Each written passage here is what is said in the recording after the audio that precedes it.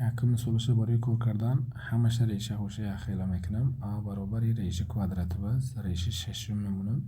Инҷа нахадаш 2 буд барои 6 кардан 3 ва зарб закмо, демак дараҷаи имам 3 зарб зда, яъни 3 дараҷаи 3 машка мемонам. Ин реши шашум анда 3 кубаш 27 меша.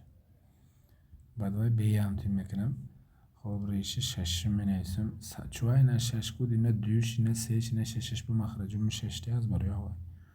Канакин инҷа 3 буд, мо ина 6 кардем, демак ҳисоб ки 2 зарб задам, ахадамо 4 дараҷаш ба 2 мемонем. 3 мешавад гуд реши шашум анда 4 квадраташ. Эсамо худаш истода намерад. Канакин камаиш тартиб диёзин гуд эн пешбуд калонаша менависад қоида. Ая менависам, баъдвай калонаш эс бас, баъдвай б бас. Тарафи калона мебинад тенслик. Ҷавоб А, С, Б. Яъни беҷавоб.